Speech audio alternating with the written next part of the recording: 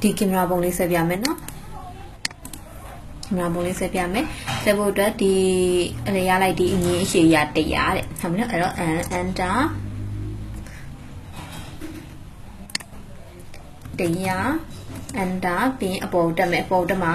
50 enter ပြီးဟိုဘက်သွားမယ်100 enter c enter ဟုတ်ပြီနော်100လေးရမယ်ပြောလို့ရှိရင်အနောက်ကိုသွားမယ်နော်နောက်ကိုသွားမယ် enter 30 enter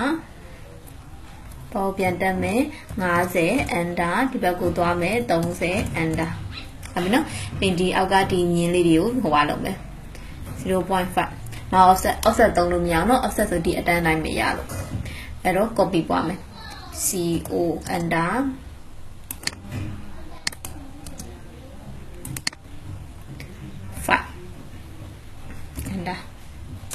ဟုတ်ပြီနော်ဒီလိုမျိုးလေးရမယ်ဒီလိုမျိုးရပြပါပြီဆိုလို့ရှိရင်အပေါ်မြင်းကိုဆွဲမယ်အဲ့တော့ enter ဒီကနေပြီးဒီဘက်ကိုပါ30 enter fraction ပြောင်းမယ်100 enter ဟုတ်ပြီနော်ဒီလိုမျိုးလေးရမယ်ပြီးဒီအရှိရဟိုဟာအဲ့လိုအစောင်းလို့ဆွဲမယ်အဲ့တော့ enter I enter သမိုင်းဆွဲမယ်နော်ဒီစင်တာတက်ဟောဒီမျက်နှာပြင်မှာဆက်မှာမို့လို့ shift right click between 2 point ဘယ်ကနေပဲဒီလေတော့ဒီအမှတ်နဲ့ဒီအမှတ်နဲ့ကြားဟုတ်ပြီနော်ဒါဘယ်လောက်လဲဆိုဒါမီတာတန်ဖိုးဒီ enter 50 enter ဟုတ်ပြီနော်ပြောလို့ချင်းသူကအရှိကိုဘယ်လောက်လဲဆိုတော့50ဟုတ်ပြီမယ်မ20အရှိကို20သွားမယ်အဲ့တော့ enter ဘယ်နေဆွဲလိုက်မလဲဆိုတော့ဒီမှာဆိုဒီမြင်းကနေဆွဲလိုက်မယ်ဟုတ်ပြီနော်ဒီကနေပြီးတော့ဒီ T ကို20 enter ပြီးတွားလို့ရှိရင်အောက်မှာဒီမှာ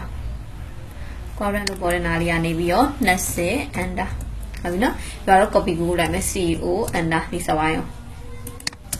ဒီကနေကြိုင်မလဲဆိုတော့ဒီထိပ်ကနေကြိုင်နိုင်မယ်ဒီထိပ်မှာလာချလိုက်မယ်enter ပြောလို့ရှိရင် trim မယ် dr enter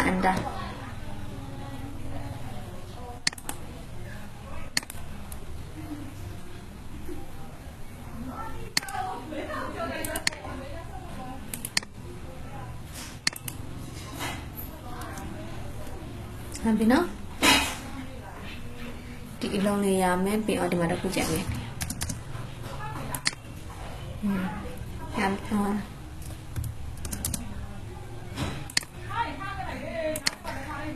sorry နော်အတန်လေးနည်းနည်းဟိုအဖြစ်သွားတယ်အဲ့ဒါဒီလုံးလေးရမယ်ဒီလုံးလေးရပြီးသွားဆိုလို့ရှိရင်ဒီအပေါ်အလုံးလေးကိုဆွဲမယ်နော်ဒီအပေါ်လုံးလေးဆွဲဖို့ enter I ဘာလို့ရှိရင်ဒီမှာဒါနေပြီးအဝိုင်းလေးတော့ဘယ်လောက်လဲဆိုတော့ဒါမီတာတန်ဖိုး20 d enter 20 enter ဒီအဝိုင်းလေးရဟုတ်ပြီနော်ဒီအဲ့တော့ဒီတောင်းကနေပြီးဒီဘက်ကိုအကွာဝေးရဒီမှာ15ဟုတ်ပြီနော်စံသားလေး15ဆိုမူးရှိမယ် m enter select enter ဒီကနေဒီဘက်ကို15 enter ဟုတ်ပြီနော်အဲ့တော့ရှင်သူအပေါ်တက်မယ်ဆိုတော့ co enter select enter ဒီကနေအပေါ်ကို5 enter ဟုတ်ပြီနော်ပြီး line ဆွဲမယ်တော့ enter encore လေးရော enter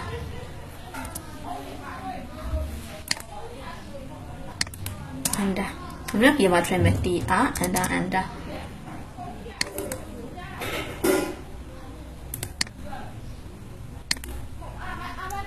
ဟုတ်ပြီနော်ဒီဟာလေးရမယ်ဒါပြောလို့ရှိရင်ဒီအတုံးလေးကိုဆွဲမယ်ဒီတုံးလေးဆွဲဖို့ဆိုလို့ရှိရင်မတို့အပြင်ကနေဆွဲလိုက်မယ် enter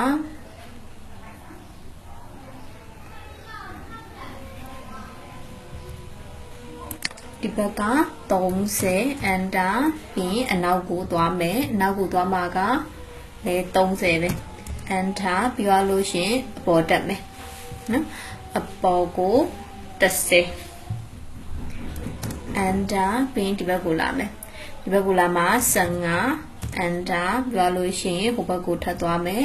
အဲ့ဒါလေးက30 enter ပြီးရင်အနောက်ကိုသွားမယ်အနောက်သွားမှာ15 enter ပြီးenter ပြီးဒီဘက်ကိုလာမယ်ဒီဘက်ကိုလာမှာ30 enter ဟုတ်ပြီနော်ဒီလိုရမယ်ပြောလို့ရှိရင်ဒီ line နဲ့ဒီ line နဲ့လှမ်းဆက်ဒီ line နဲ့ဒီ line နဲ့လှမ်းဆက် enter ဟုတ်ပြီနော်ပြီးတော့မှဒါလို့ဟိုပါလဲရွှေ့မယ် enter select object enter ဒီမှာ center နဲ့ကိုင်မယ်ဒီ line ရဲ့ center ပေါ်မှာထားမယ်ဟုတ်ပြီနော် center ဟုတ်ပြီနော်ပြီးရင် trim မဲ့ tr enter ဟုတ်ပြီနော်ပြီးရင်ဒီဘက်အတုံးလေးကိုဆွဲမယ်အဲတုံးလေးဆွဲဖို့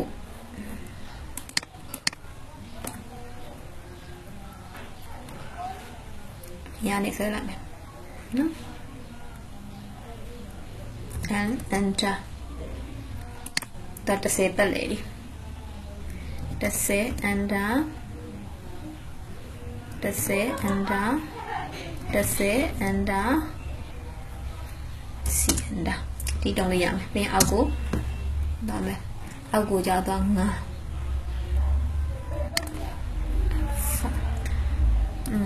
enter ပြီးဒီဘက်ကို30 enter ပြီး9 enter ဒီဘက်လေးဆက်သွားမယ် F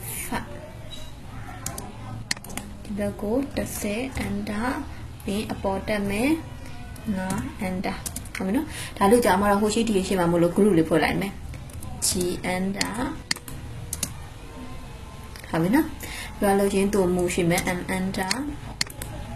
ညုံလို့ပုံမှာထားလိုက်မလဲဆိုဒီကောင်လေးကိုကင်မယ်နော်ဒီကောင်လေးကိုကင်ပြီးတော့ဒီတောင်းလေးမှာအရင်ထားလိုက်မယ်ဟုတ်ပြီနော်ပြီးတော့မှသူကဒီတောင်းကနေဒီဘက်ကိုငါ30လို့ပြောထားတယ်ဟာဒီမှာဟောဒါမထိုးတာမှားနေရသေးလား30 ဒသမ 2 မဟုတ်ဘူး30ပဲရှိရမှာဒီလား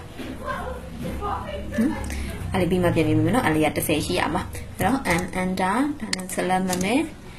ရနေပြီးတော့ဒီဘက်ကိုတိုင်းရှင်းပြ30 enter ပြီး move ထည့်ရွှေ့မယ်ဟိုဘက်ကိုလည်းသူက30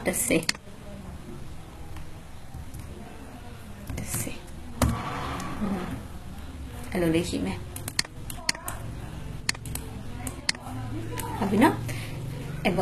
အပုံလေးဆွဲပြီး dimension လေးတစ်ချက်လောက်ထိုးပြီနော်